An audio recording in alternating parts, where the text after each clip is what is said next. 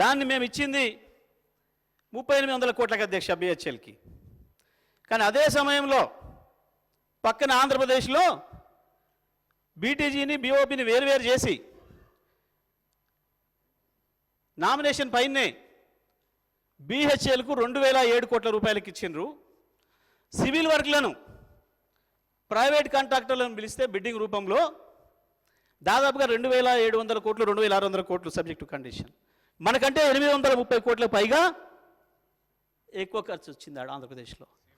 Same size same plant విజయవాడలో.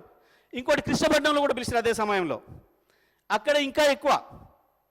ఇదే బిహెచ్ఎల్కు 2007 కోట్లకేమో BTG ఇచ్చిండ్రు, బీఓపీ అక్కడ 3000 కోట్ల చిల్లరకు వచ్చింది అధ్యక్ష ఓపెన్ టెండర్గా పిలిస్తే. మనకంటే 1150 కోట్లు ఎక్కువైంది. మరి మనం బిహెచ్ఎల్కి ఇచ్చి లాభం జరిగిందా నష్టం జరిగిందా? ప్రభుత్వ రంగ సంస్థకి ఇస్తే వీళ్ళేదో మీరు ఇంటర్ను మళ్ళీ ప్రైవేట్ వాళ్ళకి ఇచ్చుకున్నారు, సబ్ కాంట్రాక్ట్లకు ఇచ్చుకున్నారు. అధ్యక్ష, ఒకవేళ మీరన్న మాట ప్రకారం దాంట్లో ఏదో మతలబు ఉండి ఏందో పైసలు వస్తాయి అనుకుంటే మేము బిహెచ్ఎల్కి ఇచ్చి సబ్ కాంట్రాక్ట్ తీపియాలి అధ్యక్ష. మేము డైరెక్ట్గానే ప్రైవేట్ వాళ్ళు పిలుచుకుంటాం కదా, అవతల చంద్రబాబు నాయుడు గారు పిలిచినట్టు, ఇంకో రాష్ట్రం పిలిచినట్టు డైరెక్ట్గా పిలుచుకోవచ్చు కదా. మేము మా చేతుల్లో తీసుకుపోయి వాళ్ళ చేత కప్ప చెప్పి వాళ్ళ మధ్య ఇంకొనికి ఇప్పించే అధ్యక్ష కర్మైంది మాకు. కానీ వీళ్ళకు రేపు కూడా మేము బిహెచ్ఎల్కి ఇవ్వాలని మేము డిమాండ్ చేస్తామన్న భయంతో వేరే తప్పుడు ఆలోచనలు మనసులో పెట్టుకొని ఇప్పటి నుంచే లేదని నిర్మాణం చేసుకుంటారు అధ్యక్ష. ఈ రాష్ట్రంలో మేము అడుగుతున్నాం, రాబోయే కాలంలో కూడా ప్రభుత్వ రంగ సంస్థలకే ఇవ్వండి నామినేషన్ మీద. మేము మిమ్మల్ని మెచ్చుకుంటాం, మేము మిమ్మల్ని అభినందిస్తాం, బిహెచ్ఎల్కే ఇవ్వండి మేము డిమాండ్ చేస్తున్నాం. మేము ఇచ్చే పద్ధతిలోనే ఇవ్వండి, మేము కాదనడం లేదు. మీరు తర్వాత సబ్ కాంట్రాక్ట్లు ఎవరికి ఇప్పించుకుంటారు, ఏం చేసుకుంటారు, అది మీకు తెలిసిన విద్య. అందులో ఒక్క సబ్ కాంట్రాక్టర్ అంటాడు ఎవడో కూడా నాకు పేరు తెలియదు ఇప్పటివరకు. కాంట్రాక్టర్ ఎవడో తెలియదు, సబ్ కాంట్రాక్టర్ ఎవడో తెలియదు. ఉంటే గింటే మీ చుట్టాలు ఎవడో ఉండొచ్చు కాంట్రాక్టర్లు. నా చుట్టమోడు ఒక్కడి కాంట్రాక్టర్ ఇడు అధ్యక్ష. ఒక్కడిని నిరూపించిన నా చుట్టమోడు కాంట్రాక్టర్ అని నేను దేనికైనా సిద్ధంగా ఉన్నా. కాంట్రాక్ట్లు చేసే అలవాటు మీది, బిహెచ్ఎల్కి వద్దు అదానికి ఇవ్వాలనేది మీ ఆలోచన. మొత్తం కరెంట్ విద్యుత్ రంగం తీసుకుపోయి అదానికి అప్పచెప్పాలనేది మీ ఆలోచన. డిస్కమ్లను తీసుకుపోయి వాళ్ళకి అప్పచెప్పాలనేది మీ ఆలోచన. మీరు దొంగరాతలు రాయిస్తున్నారు. డైరెక్ట్గా మాట్లాడకుండా పేపర్లల్లా చిట్ చాట్లో మాట్లాడి ఇక్కడ మాట్లాడి అక్కడ మాట్లాడి మీరు రాతలు రాయించుకుంటున్నారు. కానీ మీ భాగవతం ప్రజలు చూస్తున్నారు, ఏం డౌట్ లేదు, అన్ని గమనిస్తున్నారు. ఓల్డ్ సిటీ గురించి మా హరీష్ రావు గారు మాట్లాడితేనేమో బట్టి గారు లేచింది తెగిరిండ్రు. మరి అదే ఎంఐఎంఏ సభ్యులు ప్రస్తావించారు, అప్పుడు తేలుగుట్టిన కమ్మునున్నాడు. మరి ఎందుకో చెప్పలేదు. ఇప్పటికైనా చెప్పాలి దాని మీద. ఇప్పటికైనా సబ్జెక్టేనా తెలియకపోతే ఊకో, సబ్జెక్ట్ మాట్లాడుతున్నాను. వారు చెప్తారు, వారు చెప్పుకోను, నేను చెప్పదలుచుకుంటే. అధ్యక్ష కంక్లూడ్ అప్పుడు ఎట్లయింది అధ్యక్ష? గంట వాళ్ళకే ఇస్తారు మమ్మల్ని తిట్టడానికి గంట వాళ్ళకే ఇస్తారు. ఆందోళన ఆడ కాంపిటీషన్ నడుస్తుంది. సీఎంకు డిప్యూటీ సీఎంకు నాది రావాలంటే నాది రావాలని ఆ పంచాయతీలో వారు వచ్చి మాట్లాడతారు. డిప్యూటీ సీఎం గారు చెప్పలేరా అధ్యక్ష వీటికి సమాధానాలు? ఎందుకు ముఖ్యమంత్రి గారు అంతగానో భుజాలు దమ్ముకొని రావాలి ప్రతిసారి? ఎందుకంటే సభానాయకుడిగా నాకు అవకాశం ఉంది కాబట్టి. గౌరవనీయులు అధ్యక్ష, మాజీ మంత్రి గారికి తెలుసు అన్ని సబ్జెక్ట్స్కి సంబంధించి ఈ రాష్ట్ర ప్రయోజనాలను దృష్టిలో పెట్టుకొని ముఖ్యమంత్రి గారికి ఎప్పుడు ఏ సబ్జెక్ట్ పైన ప్రజలకు సంబంధించిన అంశం వచ్చే వరకు క్లారిటీ ఇచ్చే వారికి అధికారం ఉంది. మీ ద్వారానే మీరు అవకాశం ఇస్తే మాట్లాడారు. మరి అన్నిట్లో ఆ విధంగా అందరి మంత్రులపైన స్వీపింగ్ రిమార్క్స్ చేసుకుంటూ, అందరి సభ్యులపైన స్వీపింగ్ రిమార్క్స్ చేసుకుంటూ ఇది మాట్లాడడం సభ్యత కాదు అధ్యక్ష. మీకు కూడా తెలుసు, మీరు ముఖ్యమంత్రిగా కేసీఆర్ గారు ఉన్నప్పుడు అన్ని సబ్జెక్ట్స్ మేము మాట్లాడుతుండే అధ్యక్ష. ఒక్కరికి ఇక్కడ ఉన్న గౌరవ మంత్రులు అడగండి, మీ సబ్జెక్ట్ కూడా వారే మాట్లాడిపోతున్నారు. మీకు కూడా అవకాశం లేకుండా ఉండే. కనీసం మా దాంట్లో ప్రజాస్వామికంగా అవకాశం అన్న ఉంది అధ్యక్ష. ప్లీజ్. ధన్యవాదాలు అధ్యక్ష. మా ముఖ్యమంత్రి గారు సభకే రాలేదని చెప్పారు, చుచ్చిని ఒప్పుకున్నందుకు ధన్యవాదాలు, సంతోషం. అధ్యక్ష, ఇక మీరు పిటిహెడ్ గురించి వెళ్ళి మాట్లాడారు. అధ్యక్ష, మీరు పిటిహెడే కనుక నిజమైతే మరి విజయవాడ థర్మల్ పవర్ స్టేషన్ కట్టింది ఎవరు అధ్యక్ష? మీరే కదా. ఏ పిటిహెడ్ విజయవాడలో థర్మల్ పవర్ స్టేషన్ కట్టింది? ఏ పిటిహెడ్ ఉందని కట్టినరు? ఎక్కడ బొగ్గు ఉందని? విజయవాడలో బొగ్గుదని కట్టిందా? కట్టింది ఎవరు? కాంగ్రెస్ గవర్నమెంటే కదా. దేనికి కట్టినరు? కడప ఆర్టీపీపీలో కనీసం నీళ్ళు కూడా లేవు.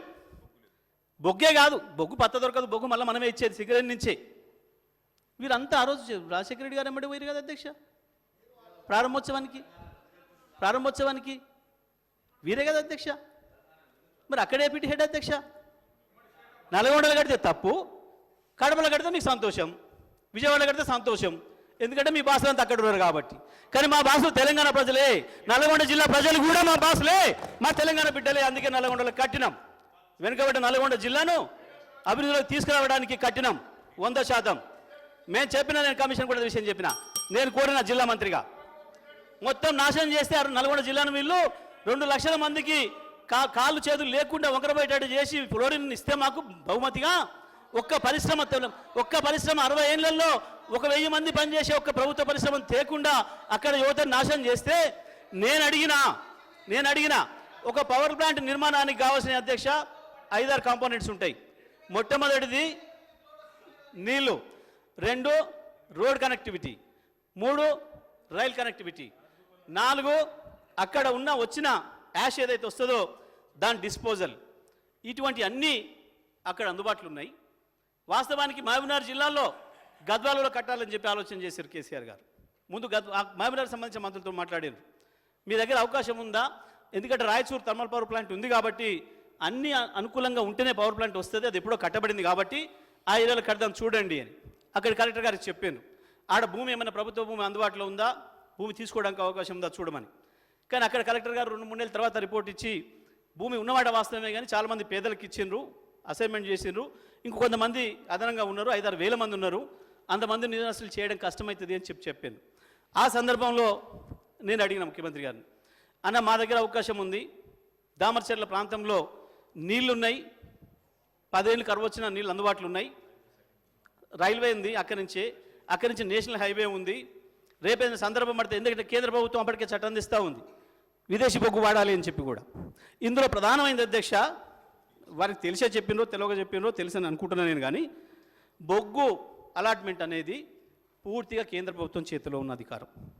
మన సింగరేణి నుంచే ఇవ్వాలని కూడా ఏం లేదు, ఎక్కడి నుంచి అన్నా ఇవ్వచ్చు. ఇవాళ దేశంలో చాలా ప్లాంట్లకు ఇంకో చోటు నుంచి ఇస్తున్నారు, ఎక్కడెక్కడి నుంచో తెచ్చుకుంటున్నారు. ఈ మధ్యకాలంలో కేంద్రం నిబంధన తేనే తెచ్చింది, ప్రస్తుతానికి 10% అని తెచ్చింది. 10% విదేశీ బొగ్గును తెచ్చి తప్పకుండా పెట్టాల్సిందే అని చెప్పి నిబంధన తెచ్చింది. అయినా దాన్ని అంగీకరించింది ఒక మనమే తెలంగాణ ప్రభుత్వం. ఆ నిబంధన వచ్చింది. బొగ్గు అలాట్మెంట్ అనేది కేంద్రం చేతుల్లో ఉంది, మిగతా అన్నీ మన దగ్గర ఉన్నాయి. పైగా నల్గొండ జిల్లాకు ఒకటి అవసరం. ఇవాళ మనం రామగుండం చూసినాం ఎట్లా డెవలప్ అయిందో, కొత్తగూడెం చూసినాం ఎట్లా డెవలప్ అయిందో, ఎట్లా అయినాయో. చిన్న గ్రామాలు సింగరేణి వల్ల కావచ్చు, ఎన్టీపీసీ వల్ల కావచ్చు, సింగరేణి వల్ల కావచ్చు, బ్రహ్మాండంగా ఇవాళ దేశమంతా మాట్లాడుకునే పరిస్థితికి వచ్చినాయి. కాబట్టి మాకు కూడా ఒక పవర్ ప్లాంట్ ఇవ్వండి, ప్రభుత్వ రంగం నుంచి 4-5 వేల మందికి ఉద్యోగాలు ప్రత్యక్షంగా దొరుకుతాయి, ఇంకో 10-15 వేల మందికి పరోక్ష ఉపాధి లభిస్తుంది కావాలని చెప్పి నేను మా జిల్లా ప్రజల తరఫున అడిగిన. దాన్ని దృష్టిలో పెట్టుకునే ఆ రోజు అక్కడ ప్లాంట్ ఏర్పాటు చేసినాం. కానీ నల్గొండ జిల్లాలో తెలంగాణలో లేనట్టు, నల్గొండ జిల్లా తెలంగాణ కొట్లాడినట్టు ఇతరులు కొట్లాడినట్టు ఏం పద్ధతి అధ్యక్ష ఇది? అంటే నల్గొండ జిల్లా మీద వేయడం వీళ్ళు. నల్గొండ జిల్లా వాళ్ళు కూడా కొంతమంది మాకు పవర్ ప్లాంట్ వద్దు, మేము దీన్ని ఆపేస్తాం అని మాట్లాడారు అధ్యక్ష. వాడిని కూడా ప్రజలు చూసుకుంటారు తర్వాత. కానీ అధ్యక్ష పిట్ హెడ్ అనే దానికి అర్థమే లేదు. తప్పకుండా తెలంగాణలో అన్ని ప్రాంతాలు ఈ మధ్యకాలంలో మనం చూస్తున్నాం అధ్యక్ష, ఏ రాష్ట్రంలోనైనా ఏ దేశంలోనైనా అంతర్గతంగా సమస్యలు వస్తున్నాయంటే ఇటువంటి చోటనే. అభివృద్ధి ఒకే తీరే జరగకుండా అభివృద్ధిలో తీవ్రమైన అసమానతలు వచ్చినప్పుడు ప్రాంతాల మధ్యన, దేశంలో ఉండే రాష్ట్రాల మధ్యన విభేదాలు వస్తున్నాయి, కొత్త దేశాలు ఏర్పడుతున్నాయి. అంతేందుకు అధ్యక్ష, మనం కొట్లాడింది కూడా మనకు అన్యాయం జరుగుతుంది, మనం వెనకబెడుతున్నామనే కదా కొట్లాడింది. అదే పరిస్థితి తెలంగాణలో మళ్ళొకసారి రావద్దు, అన్ని ప్రాంతాలు రావాలి, ఒక తీరు ఉండాలి.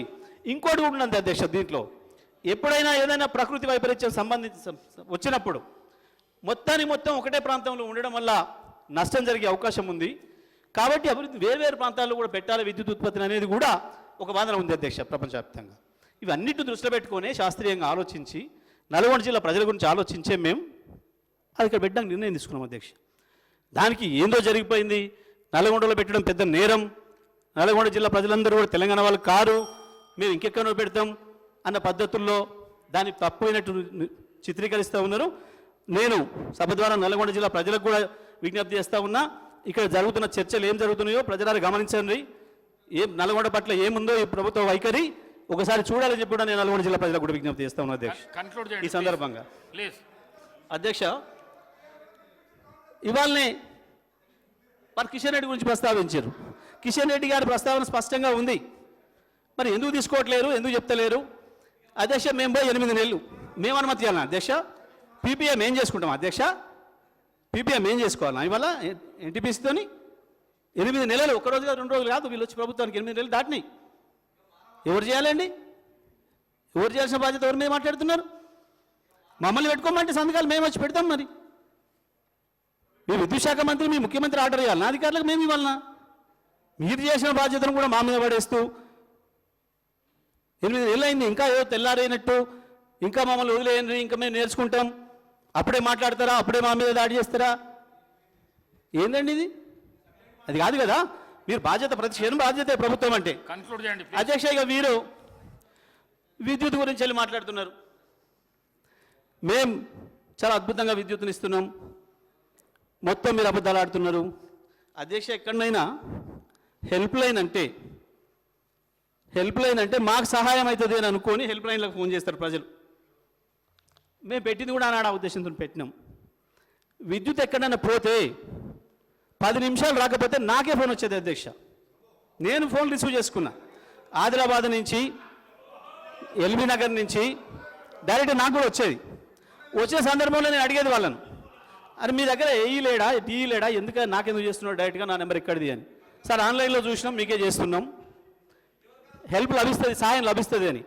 కానీ దురదృష్టవశాత్తు వల్ల ఆ హెల్ప్ లైన్ వాళ్ళ మీద కేసు పెట్టడానికే ఉపయోగపడుతుందని మేము అనుకోలేదు అధ్యక్ష. ఇంత దుర్మార్గం ఇది. హెల్ప్ లైన్ కొరకు హెల్ప్ చేయమని ఫోన్ చేస్తే కేసులు పెట్టి జైలు పంపించే గొప్ప ప్రభుత్వం వచ్చిందని ప్రజలు మాట్లాడుకుంటున్నారు అధ్యక్ష. అవతల జర్నలిస్టుల మీద కూడా చివరికి సబ్జెక్టే అధ్యక్ష, ఇది సబ్జెక్టే, నేనే డిబేట్ కావట్లే. Subject, this is very much subject, I'm not debating.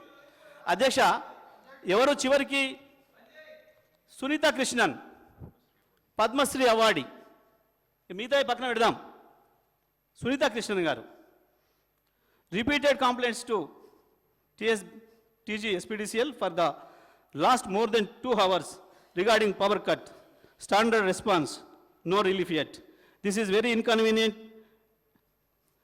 The path of the department not to give the true picture, more concerning. ఇవి పెట్టింది. అయితే అధ్యక్ష, ఎక్కడైనా పెట్టగానే ఆ ప్రాంతంలో సరి చేస్తారు విద్యుత్. కానీ లైన్ మీద ఇంటికి పోయి మీరు పెట్టిన పోస్ట్ తీసేయాలి. ఎందుకు తీసేయాలి అని మనం అడిగితే మాకు పైనుంచి ఒత్తిడి ఉంది అధికారుల నుంచి.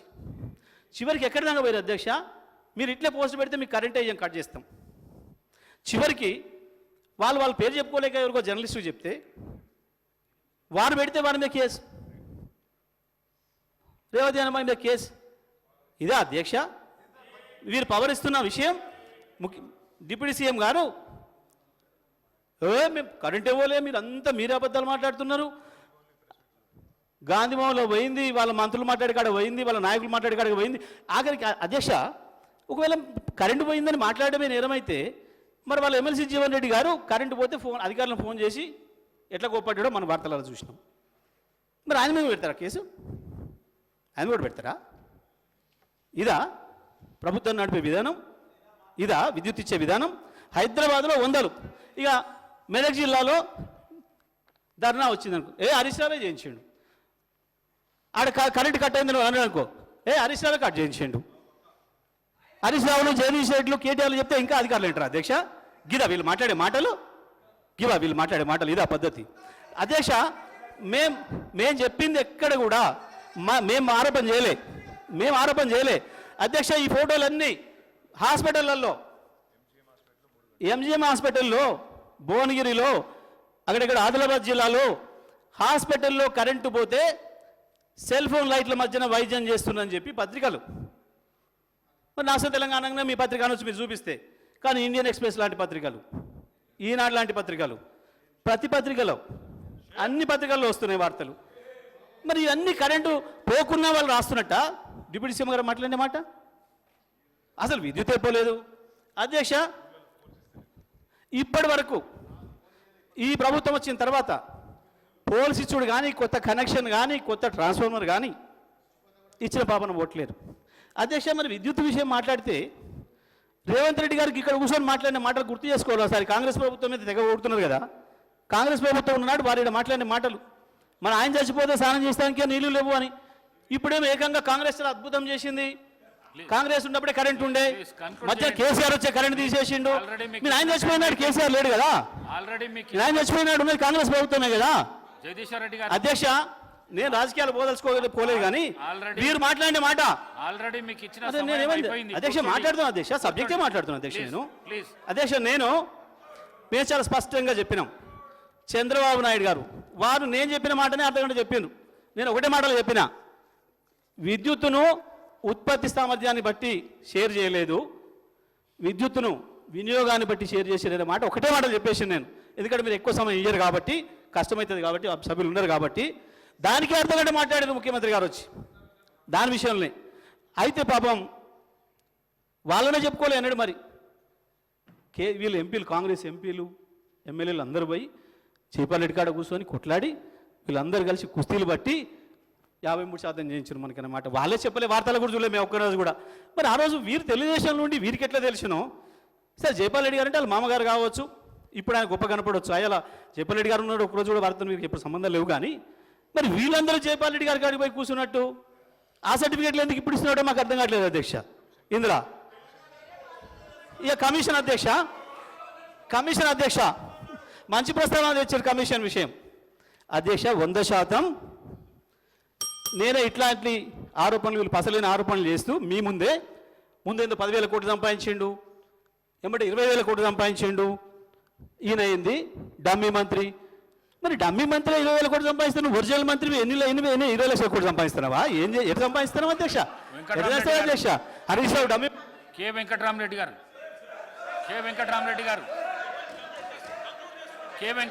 గారు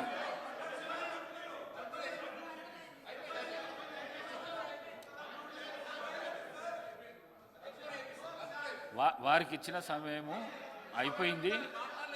ప్రసంగాలకు డీవియేషన్ ఓంగా గంట పైన మాట్లాడండి. చర్చకు సంబంధించి మాట్లాడితే ఎంత సమయం అన్నా ఇవ్వచ్చు, ప్రసంగాల కోసం ఎందుకు? అధ్యక్ష, నేనే స్వయంగా ఈ సభలో మీ సాక్షిగానే వారి ఇష్టం వచ్చిన ఆరోపణలు చేస్తున్నప్పుడు నా ఆస్తుల మీద నా మీద విచారణ చేసుకోండి అని చెప్పిన. ఆ రోజు చెప్పిన దానికి ముఖ్యమంత్రి గారు వెంటనే కమిషన్ ఏర్పాటు చేస్తున్నామని సంతోషం వెల్కమ్ చేసినాం. అయితే కమిషన్ ఎట్లుండాలి అధ్యక్ష? ఎంత నిక్కచ్చిగా, ఎంత పద్ధతిగా ఉండాలి కమిషన్ మీద అపాయింట్ చేసే అభ్యర్థి? అధ్యక్ష మీరు ఏ కమిషన్ అయితే ఎవరినైతే నియమించిండ్రో ఆ అభ్యర్థికి వ్యతిరేకంగా వారు భూ కబ్జాదారుడు అని చెప్పి ఆనాటి పిసిసి ప్రెసిడెంట్ గారు ఉత్తమ్ కుమార్ రెడ్డి గారు, వి హనుమంతరావు గారు గౌరవనీయులకు చెప్తా ఉన్నాము. కమిషన్ కు సంబంధించిన చైర్మన్ అంశం ప్రస్తావనకు ఈ సభలోకి తీసుకురావడం సరికాదు. ఆ ముఖ్యమంత్రి గారు మాట్లాడింది చాలా బ్రాడ్ పర్స్పెక్టివ్గా మాట్లాడారు. వారి సంబంధిత కమిషన్కు సంబంధించిన చైర్మన్ వ్యక్తిగత విషయాలు ఈరోజు సభలో మాట్లాడటం సరికాదు. సెకండ్ థింగ్, టెక్నికల్ అంశాలకు పోవటం సరికాదు, సబ్జుడీస్ ఉన్న విషయం అధ్యక్ష. దయచేసి వారికి కూడా తెలుసు. నేను ఈరోజు కూడా ఇప్పుడు కూడా కోరుతా ఉన్నాను అధ్యక్ష. ఇప్పటి వరకు గౌరవనీయులు జగదీశ్వర్ రెడ్డి గారు మాట్లాడింది 1 గంట 6 నిమిషాలు. మేము మా గౌరవ ముఖ్యమంత్రి గారు మేమందరం మాట్లాడింది దాన్ని తీసుకోగా 1 గంట 6 నిమిషాలు మాట్లాడారు. గంట మేము మాట్లాడలేదు సార్. మేము వారి ప్రత్యేకంగా చెప్తా ఉన్నాం. మీరు కూడా సమయం చూసుకోండి అధ్యక్ష. దయచేసి మీరు వారిని కంక్లూడ్ చేసి ఇంకో సభ్యులకు అవకాశం ఇవ్వాలని మీ ద్వారా కోరుతా ఉన్నాం అధ్యక్ష. ప్లీజ్ జగదీశ్వర్ రెడ్డి గారు. అధ్యక్ష కమిషన్ విషయం నేను తెలియదు అధ్యక్ష. అసలు ముచ్చటే రాలేదు నేను మాట్లాడేటప్పుడు. మీరు చూసిండ్రు, ప్రజలు కూడా చూసిండ్రు. కమిషన్ విషయం తెచ్చింది వారు ముఖ్యమంత్రి గారు. మరి సబ్ జ్యుడిస్ అయినప్పుడు వారు ఎట్లా తీస్తారండి? వారు తెచ్చిందా మీరు నన్ను మాట్లాడుతుంటే? వారు మాట్లాడేటప్పుడు సబ్ జ్యుడిస్ కాదు, కానీ నేను మాట్లాడేటప్పుడు సబ్ జ్యుడిస్ ఎట్లయితుందండి ఎల్ఏ మినిస్టర్ గారికి? ఇది ఆశ్చర్యంగా ఉంది. పైగా అది జ్యుడిషియల్ ఎంక్వైరీ కాదు అధ్యక్ష, వారేసింది అది జ్యుడిషియల్ ఎంక్వైరీ కాదు. ఇంకొకటి ఏంది, నేను ప్రైవేట్ భూమి పంచాయతీ అయితే మాట్లాడబోదును. స్వయంగా ఉస్మానియా యూనివర్సిటీకి సంబంధించిన భూమి అని అన్నాడు పిసిసి ప్రెసిడెంట్ గారు ఆరోపణ చేసింది, వారి మంత్రి గారు వాళ్ళు లేరు, అక్కడ ఉండరేమో కౌన్సిల్లో. వారు మాట్లాడింది వారు చేసిందని చెప్పిన నేను కొత్తగా ఏం చేయలే. ఎఫ్ఐఆర్ కూడా అయ్యింది దాని మీద, ఇవన్నీ ఉన్నాయి. మరి అటువంటి పరిస్థితుల్లో వారు ప్రెస్ పెట్టి ముందే అయిపోయింది, నిజమైన పొరపాటు జరిగిపోయినాయి, ఇక నేను నష్టాన్ని అంచనా కట్టుడే ఉంది అనగానే వారి ఉద్దేశం మాకు అర్థమైపోయింది స్పష్టంగా. ఓహో వీరు కూడా వేరే విదేశంతో ఉన్నారు, వీరు వారు మాట్లాడుకుని వేసుకునే పద్ధతి ఉన్నట్టుంది, కాబట్టి మనం తప్పకుండా న్యాయం కొరకు పోవాలి. అధ్యక్ష, ఒక జ్యుడిషియల్ కోర్టులో కూడా జడ్జి పట్ల కానీ పీపీ పట్ల కానీ ఒక వేరే అభిప్రాయం ఉన్నప్పుడు, నాకు న్యాయం జరగదని ఇక్కడ ఒక అభిప్రాయం ఉన్నప్పుడు సాధారణమైన అక్యూజ్డ్ కూడా కోరుకునే హక్కు ఉంది, ఇక్కడి నుంచి నన్ను మార్చండి అని రాజ్యాంగంలో. మరి కేసీఆర్ గారు ఎందుకు కోరుకోకూడదు అధ్యక్ష? స్పష్టంగా కనపడ్డది వారు చేసింది. ఒకవేళ మేము కేసీఆర్ చేసింది తప్పే అయితే ఇప్పుడు వీళ్ళు సుప్రీంకోర్టుని తప్పబడుతున్నట్టు అధ్యక్ష. సుప్రీంకోర్టు తీర్పు ఎట్లా మాట్లాడుతుంది అధ్యక్ష? ఇందులో ఇదేందన్నట్టు అధ్యక్ష? తీయండి జ్యుడిషియల్, నిజంగానే కనుక తప్పే అయితే కేసీఆర్ గారి వాదన కరెక్ట్ అని చెప్పి సుప్రీంకోర్టు ఇచ్చింది అధ్యక్ష. ఇవాళ సుప్రీంకోర్టు కేసీఆర్దే న్యాయం అని చెప్పింది. ఇంత స్పష్టంగా చెప్పిన తర్వాత కూడా వీరు ఇష్టం వచ్చినట్టు వీరు మాట్లాడి ఏదో మా మీద ఏదో మాట్లాడితే